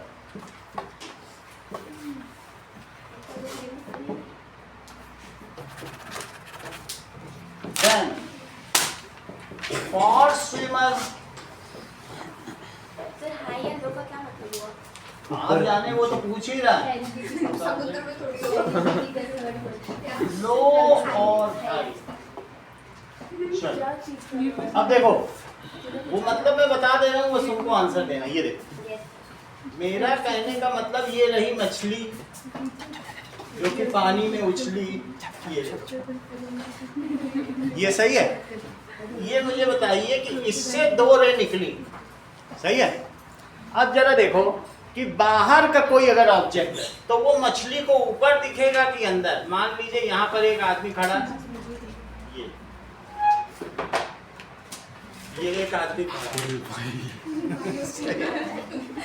देख लो, तुमसे क्वेश्चन पूछा जा रहा है तो बताओ उस चीज को। अब इस या यहाँ पर कोई एक ऑब्जेक्ट है, इस ऑब्जेक्ट की ये ऑब्जेक्ट जो है मछली को कैसा दिखेगा? समझ में आई बात कि नहीं? सो दैट इज, इससे 2 रेज लो, 2 रेज लो बाहर से, क्योंकि रेज से ही तो पता चलेगा, वो जहां बनेगी वहां दिखेगा। अच्छा ये मुझे बताओ कि जब पानी के अंदर जाएगी तो ये एंगल बड़ा है कि ये एंगल बड़ा है? ये एंगल बड़ा, उसी के हिसाब से आर भी होगी, इसमें ज्यादा दबेगी। कम है तो ज्यादा दब जाएगी। आई छोटा होगा तो आर भी तो छोटा ही होगा। और ये कैसा होगा? ये भी दबेगी लेकिन उतना नहीं दबेगी। और ये अगर ये मछली की आंख है,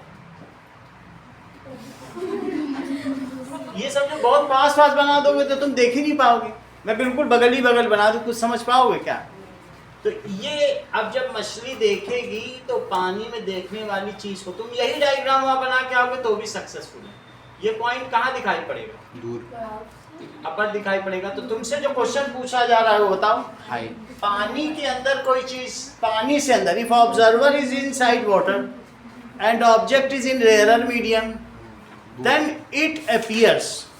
यहाँ है, ये ओ है, ये आई है, ठीक है। अब तुम बताओ, तुम अगर ऑब्जर्वर बाहर है और सिक्का अंदर है तो सिक्का मतलब क्या होगा? लेसर डेप्थ पे दिखाई देगा कि हायर डेप्थ? तो वो लेसर डेप्थ पर है। और जब डेप्थ बोलो या हाइट बोलो, बाहर है तो हाइट बोलो, अंदर तो डेप्थ बोलो, दोनों चीज लिखवा देता हूँ तो 2 ऑप्शन हो जाएंगे। इफ ऑब्जर्वर इज, बोलो किसके अंदर हो? इन डेंसर मीडियम या in water? In denser medium. और बोलो ऑब्जेक्ट कहां पर है? Is in rarer medium. तो क्या होगा? इसका सेंटेंस पूरा करो। Then object appears higher than its actual height. Object appears higher than its actual height. यही बना लेना। तुमको वो मालूम है कि पेंसिल क्यों बेंड दिखाई पड़ती है, उसके डायग्राम बना लेते हो। Sir than its actual. अब जरा देखो, if object is in rarer medium, यदि हम रेयर बाहर खड़े सिक्का देखें तो क्या होगा? If object is in rarer medium तो क्या होगा बोलो? And coin is in denser medium. Coin is, कुछ लोग छलांग लगा लेते हैं स्विमिंग पूल, ये तो छिछला है, बिल्कुल सतही है, कूदो और डूब जाते, क्योंकि उनको वो लगता है 3 फीट का है, 4 फीट का है, होता वो 6 फीट का है।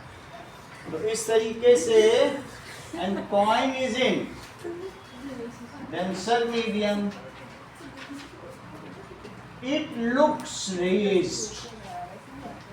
चलो अच्छा, पहले का आंसर तुमको मिल गया, ये पहले का आंसर है। स्विमर को एरोप्लेन ऊपर दिखाई पड़ेगा। अब इसी का दूसरा आंसर समझो। चलो, name the phenomena associated with it. Name बताओ इस फिनोमिना का, बोलो।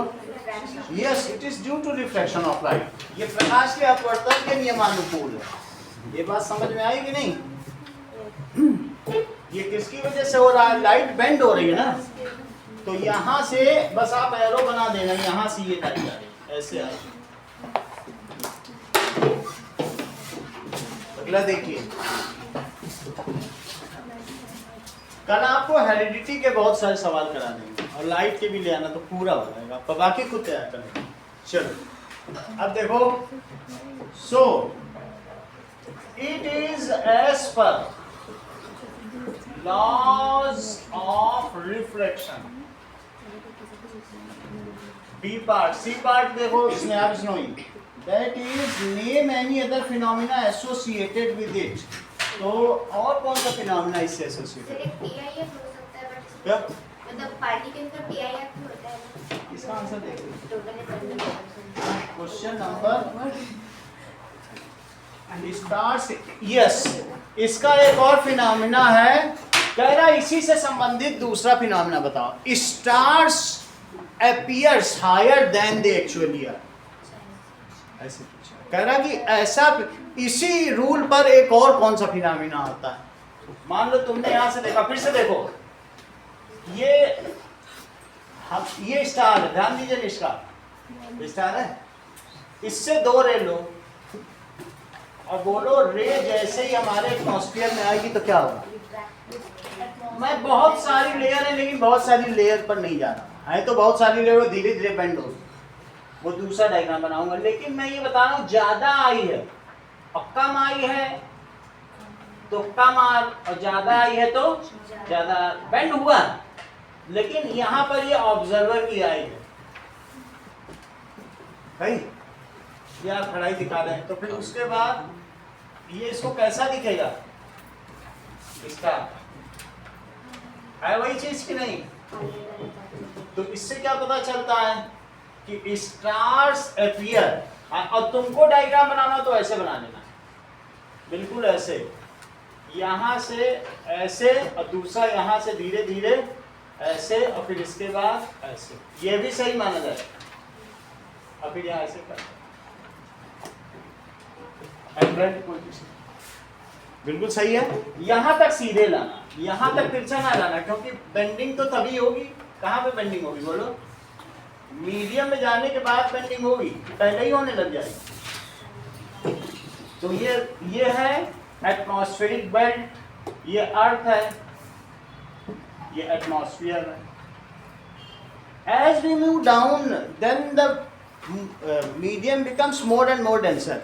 1 किलोमीटर ऊपर जाते ही, यहाँ 1.29 kg पर मीटर क्यूब की डेंसिटी है, लेकिन 1 किलोमीटर जाते ही आधी रह जाती डेंसिटी। हम लोग, मैं रहा हूँ 2 साल लद्दाख में, तो ऐसे ऐसे करता था, बहुत हालत खराब हो जाती थी, वहाँ है ही नहीं एटमॉस्फेयर, 20% एटमॉस्फेयर। तो तुम्हें ये समझ में आ गया, which is the phenomena that is stars appear higher than they actually are. This is due to, किसकी वजह से, एटमॉस्फेरिक रिफ्लेक्शन। ये वर्ड भूलना नहीं, ये 3-4 सवाल में काम आएगा। So stars appear higher than they actually are. It is due to, अगला सवाल पूछे, एटमॉस्फेरिक रिफ्लेक्शन ऑफ लाइट। ये लो सर वो ऐसा होता है, क्वेश्चन का जो कन्वेक्स लेंस होता है और कन्वेक्स मिरर होता है, दोनों को अगर पानी के अंदर डालेंगे तो रिफ्रैक्टिव इंडेक्स में क्या आ सकता है?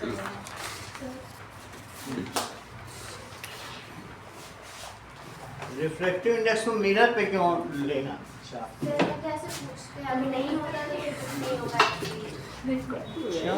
मैं एक बार देख लेता हूँ। दोनों को पानी में डाल दिया जाए तो रिफ्लेक्टिव इंडेक्स पे क्या ये चाहिए?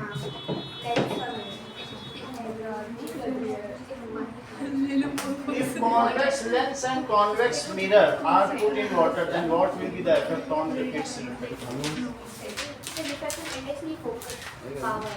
हाँ वो पावर। पावर। चलो अब जरा देखें,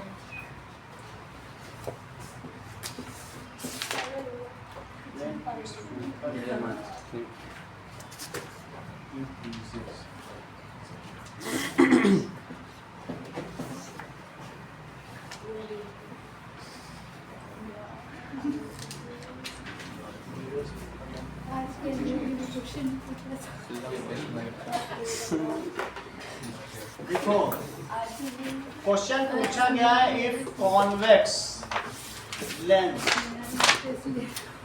and convex mirror are put in water, सही है? तो how its focal length get affected? How its focal length and power, अच्छा सवाल है, get affected। ये देखो, ये मुझे बताओ कि ये वाटर ट्रफ है, सही है? और इसमें ये देखो मैंने एक लेंस रख लिया, सही, और एक बिना पानी के रख लिया, पानी नहीं है, बस मैंने इसको होल्ड करा पकड़ लिया, यहाँ से इसको होल्ड करा लिया, ये पकड़ लिया। होल्ड तो दोनों में ही कराना पड़ेगा, पकड़ लो बस इसको, सही है? अच्छा बताओ इसका रिफ्रैक्टिव इंडेक्स वाटर पे कितना होता है? यस। और इसका कितना होता है? 1.5। बिल्कुल हर चीज सही बता रहे हैं, सही है? अगर मान लीजिए रेस पैरेलली आ रही हैं, ये पैरेलल आ रही हैं, मतलब कॉन्वेक्स है, तो कॉन्वेक्स लेंस ले रहा हूं, और बाहर से रेस कैसी डाल रहा हूं? इस पे पैरेलल डाल रहा हूं। अब ये जहां पे भी फोकस हो जाएंगी वही तो इसकी फोकल लेंथ होगी। तो अब मुझे बताओ कि दे आर, यहां तक तो पैरेलल आ गई, they are moving to rarer medium. ये डेंसर है, ये भी होता तो भी रेयरर होता, क्या एयर होता तो क्या रेयरर नहीं होता? बोलो। तब भी तो मान लो ये रे आती तो रेयरर मीडियम में बेंड तो होती, तो बेंड होने पे क्या होता बताओ? ये 3.2 का था और ये इसकी रिफ्रैक्टिव इंडेक्स 1 की होती, मतलब इसकी एयर की, तो सॉरी ये 1.5 का रिफ्रैक्टिव इंडेक्स है, ये 1 की तो ज्यादा बेंड होती। अब कितने का अंतर है? थोड़ा सा ही अंतर है। It is very less rare. कितने का कंपैरिजन है? अगर ये 1 होता तब ज्यादा बेंड करती कि 1.3 है तब ज्यादा बेंड करती, और नहीं तो एक तुम ऐसा ले लो कि एक मान लीजिए 2 तरीके के प्रिज्म होते हैं तुम्हारे में, जैसे एक वो निकॉन प्रिज्म है और एक और 2 तरीके, 1.4 का है 1.5 का है। तो ये बताओ ज्यादा बेंड करेगी श्रेया कि कम बेंड करेगी? करेक्ट, जैसा कि श्रेया ने कहा ये कम बेंड करेगी। क्यों बेंड कम करेगी? ये यही बेंड कर रही क्योंकि इनके बीच में रिफ्रैक्टिव इंडेक्स का उतना अंतर है ही नहीं। If there is very less difference, क्या है बोलो? ये 1.5 है, ये एयर थोड़ी ना है, तो इनके बीच में क्या ज्यादा अंतर है? यहाँ देख लो, अगर वाटर भरा हो और वाटर के बाद तुम वाटर में यहाँ से एयर से आई और ये वाटर में गई, किसमें गई? उतनी नहीं बेंड करेगी जितनी ग्लास में करेगी, क्योंकि ये सिर्फ 1.33 वाला, तो थोड़ी बेंड कर गई, हो गई कि नहीं बेंड? अब इसके बाद इसमें जाएगी 1.5, फिर भी उतनी नहीं करेगी क्योंकि डिफरेंस नहीं है ना, डिफरेंस ऑफ स्पीड, तो थोड़ी सी और बेंड कर देगी। बोलो बात समझ आ गई? तो यहाँ से यहाँ तक में ज्यादा बेंडिंग नहीं हुई क्योंकि रिफ्रैक्टिव इंडेक्स का ही अंतर नहीं है। तो श्रेया ने बहुत अच्छी बात कही कि yes, there is very less difference in refractive index, so it is less bending। और यहाँ पे होता तो क्या होता बताओ? एयर होती तो एयर ये 1.5 का, ये 1 का है, more difference in refractive index, more is the power। Glycerine ही डाल दो तो बेंड ही ना करे। ग्लिसरीन का जानते हो क्या होता है? ये देखो, ग्लिसरीन में उसका भी 1.5 है और इसका भी 1.5 है, यही तो जादूगर करता है, तो सीधी निकल जाएगी और तुमको लगेगा कि ग्लास खो गया। होता है कि नहीं होता? This is glycerine, this is air. Air में बहुत ज्यादा बेंड हो गई क्योंकि एयर में ज्यादा का डिफरेंस है। तो बताओ फोकल लेंथ लेस तो power is more, focal length more power is less. तो बोलो अगर वाटर में डाल देंगे लेंस तो उसकी पावर क्या हो जाएगी? लेस हो जाएगी क्योंकि फोकल लेंथ मोर। बोलो बात समझ में आ गई? तो देखो वाटर, अब तुमको कॉनकेव मिरर का भी बता दें। सो it is F more tedious. बहुत ज्यादा रीजनिंग करने को नहीं आएगी, फिर भी तुम लिख देना, मैंने बता दिया, सिर्फ आंसर आएगा एमसीक्यू। यहाँ पे क्या होगा, एफ लेस बी मोर। यहाँ क्या लिखोगे सुनील, बताओ जरा, एफ कितना है, बताओ तो पर। बहुत अच्छा, ये टेक्निकल व्यक्ति हैं, इन्फिनिटी बना दिया सीधा और बता दिया तो पावर 0। अब वो मुड़ेगी नहीं कभी। फोकल लेंथ क्या है, जो चीज दबी नहीं रही है वो इन्फिनिटी पे जाके मिल रही है। तो पावर का फार्मूला क्या होता है, 1/∞। सही। अब हम बात करें, थोड़ा तो लिख लोगी ना। अगला सवाल क्या पूछा गया है तुमसे, what will be if it is, इसमें फॉल करें तो जरा देखो, आप उसके बेस में एक कॉन्वेक्स मिरर रख दें, कॉनकेव मिरर। कॉनकेव मिरर का केस कहा गया, कॉनकेव रखो चाहे कॉन्वेक्स में, कॉनकेव दिखा। चलो ये देखो, ये मुझे बताओ, ऐसे रख दिया और ये वाटर है, बोलो क्या यहाँ से जो रेज आएगी सीधे आएगी, ये सीधे आएगी। और लॉ ऑफ रिफ्लेक्शन में क्या कोई बेंडिंग का रूल है, कोई ऐसा प्रावधान है, उसको तो उसी हिसाब से करना है, वो तो रिफ्लेक्शन है ना। तो रिफ्लेक्शन में अब आप अगर सी से मिला दो सबको, तो जितने एंगल पे आई उतने भी तो मुड़ेगी, जितने पे आई है उतने पे ही। तो इसका मतलब क्या होगा, that is in case of concave mirror focal length, ठीक है, is determined by law of reflection, not the reflection. वहां रिफ्लेक्शन से क्या लेना देना, सही है। तो क्या होगा, दो अलग अलग केस हो सकते हैं। एक तो मैंने तुमको ये बताया, तुम दूसरा केस भी देख लो। मान लो कुछ बदमाश लोग हैं, उन्होंने पानी कम कर दिया, ऐसे लोग होते हैं, इतना ही पानी भर दिया, अब देखो कम कर दिया पानी। तो ऐसी स्थिति में इस पर ये रे आई, ये रे आई और ये रे आई, सही है। चलो अब मुझे बताओ, अगर उसको यहाँ पे बनना है, बनना यहाँ पे था, यहाँ तक तो ये गई, अब इसका फेट क्या होगा, क्या भाग्य होगा, ये दूसरे मीडियम में जाएगी और दूसरे मीडियम में ये नॉर्मल से दूर हटेगी कि पास आएगी। दूर हटने का मतलब कहीं तुम इसे ऐसा तो नहीं सोच रही हो कि दूर हटना, यही तो नॉर्मल है। तो क्या नॉर्मली की तरफ दब जाएगी क्या, कि हटेगी। तो यदि ये हट गई तो इसकी फोकल लेंथ पे क्या असर पड़ेगा, बोलो श्रेया, तुम ही बता सकती हो, तुम ही सबसे बूढ़ी हो, बोलो। कम हो गई तो पावर क्या हो गई, ज्यादा हो गई। समझ में आ गया दोनों केस। तो एक है कि if the depth of water is more than the focal length, then there is no effect on focal length. If depth of water is less than the actual focal length, then the focal length further decreases. सही है। If क्या लिखोगी, if depth of water is more than focal length, अगर उससे ज्यादा हुई वंदना तो क्या होगा, तुम ही कठिन सवाल पूछती हो, तो क्या होगा,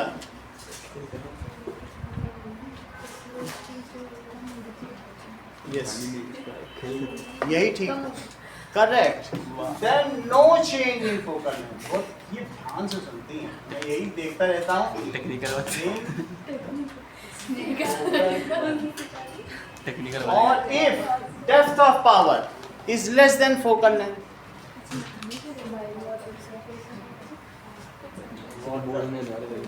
सुनील समझ में आ गया,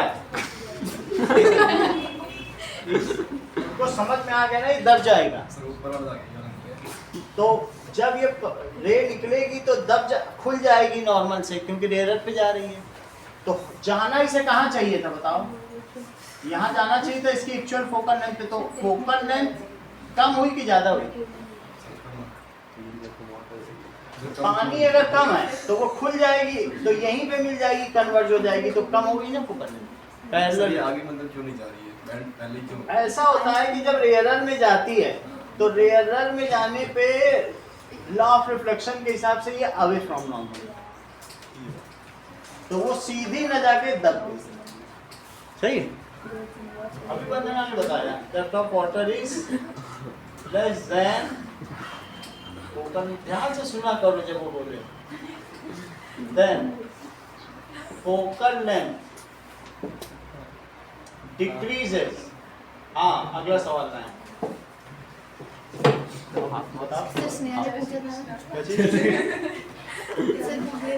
बुक ले लो। ये कौन सा सवाल है बताओ? मैं वही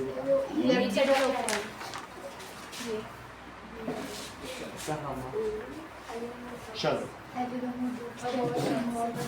अब हम लोग देखेंगे what does it mean by एलिलोमॉर्फ्स।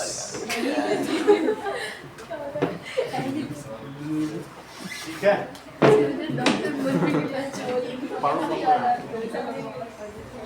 Okay. Sir ऐसे क्वेश्चन आएंगे एग्जाम में? ये इनको सेट सी मिलेगा वंदना को, सब यही सभी आने वाले जब तक ये सीसी न करने लग जाए, ठीक है, तब तक इनको सी मिलता है। 4 होता ही नहीं सी। 1 2 3 4 होता है।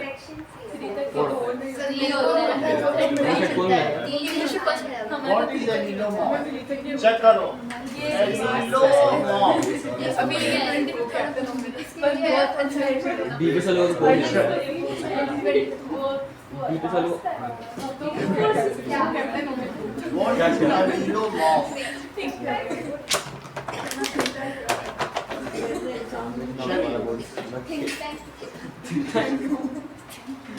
सही सही हमारा एग्जाम।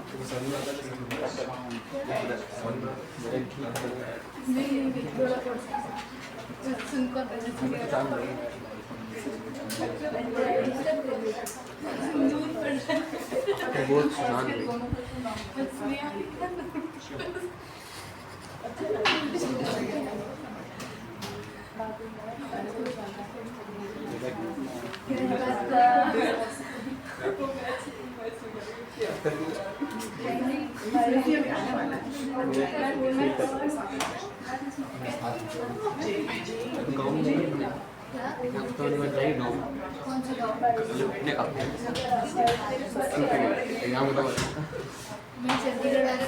चलो, मैं Bangalore allelomorph is the that is shortened, इसका एक्रोनिम अलील है। एक्रोनिम क्या होता है? It's acronym. तो तुम्हें पता ही है, जैसे तुमने सोनार पढ़ा है, ये सर पढ़ा लेजर पढ़ा है, yes sir. that is sound navigation and ranging, light amplification by stimulated emission of radiation। जब ये चीज तो तुम जानते हो ना, तो ये इनके मतलब नहीं ये क्या है? Light amplification by stimulated emission of। हमें इन सब चीजों को जानना ही नहीं, हमको तो एलिलोमॉर्फ जानना है। ये तो पढ़ा होगा तुमने, सोनार तो पढ़ा होगा, साउंड नेविगेशन शिप में एंड रेंजिंग। शिप में देखो ये सब हमको को पता है। अब हम देखेंगे इट्स एक्रोनिम इज एलील, इसका मतलब समझो। एलिलोमॉर्फ का मतलब क्या होता है कि one if there is one or more alternative form of any gene, ठीक है, at its locant at a particular chromosome. ये जीन ही लिखो, किसी जीन के अल्टरनेटिव फॉर्म है, then those are called allelomorphs. More than one alternative form. मान लीजिए किसी बैगन के पेड़ में बैगनी रंग के फूल भी खिल रहे हैं, सफेद भी खिलना है, लाल भी खिलना है, तो क्या वो एलिलोमॉर्फ्स नहीं हुए? ठीक है, one alternative form of gene of a particular type, तो उसे क्या कहेंगे? It is called allelomorph. Sir वो एक जगह पे लोकेटेड रहता है। That their location is same, उसको लोकेंट कहते हैं। The location of gene, तो किसी में कोई होगा जो लंबा है उसमें भी वही लोकेशन है, जो छोटा है उसमें भी वही लोकेशन है। सबकी आइरिस अलग अलग है, सबका लोकेशन वही है, तो उसके वेरिएंट हो गए ना, ठीक है। इट इज कॉल्ड एलील और एलीलोमॉर्फ। अगला सवाल पूछें। सर अगर हम लोग इसको कहेंगे तो फिर ऐसे कहेंगे located and same locate on the chromosome, ठीक है, सो इट्स लोकेशन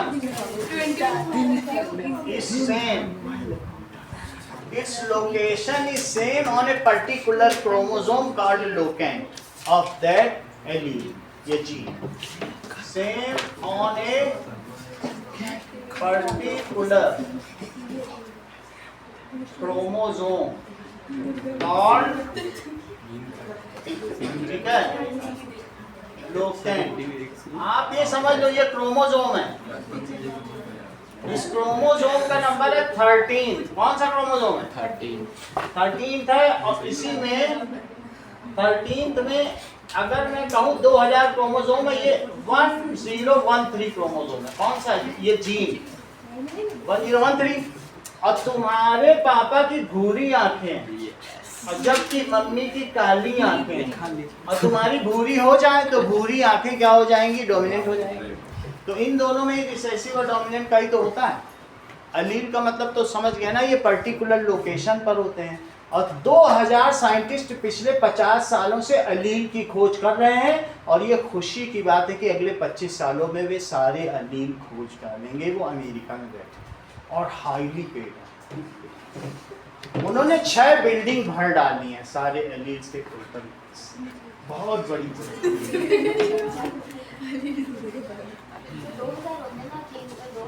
2000 साइंटिस्ट वहाँ बैठे हैं पिछले 50 साल से, उसी पर नीली खोज कि कितनी तरीके की आंखें हैं, होंठ कितने तरीके के हैं, कान कितने तरीके के हैं। और जब ये हो जाएगा तो तुम वहाँ जाके बोलोगे मुझे सूरदास जैसा लड़का चाहिए, हिटलर जैसी आंखें, इंदिरा गांधी जैसा ये, वैसा वैसा बना के दो, बना दो, पैसा लेंगे बस। उनके पास सारे अली के कलेक्शन होंगे। एक और सवाल पूछो, लो देख लो, ये वही सवाल है जो कल पूछा गया आप लोगों को। कितने टैलेंटेड हैं? और एक पूछो, ठीक है। तो फिर अभी कल और ढूंढ के लाओ। कल फिर हेरिडिटी जो भी ढूंढ के लाओ दे दो। निष्ठा का सवाल ही नहीं हो पाता, निष्ठा का आंसर मैं भेज दूंगा। सर ये बुक ले जाओ, ये याद दिलाई होती है, अभी तो कराई देते। सर ये वाली बुक ले जाओ, क्वेश्चन ढूंढूंगा। हैं? अरे बुक काम आएगी। बच्चे बुक तो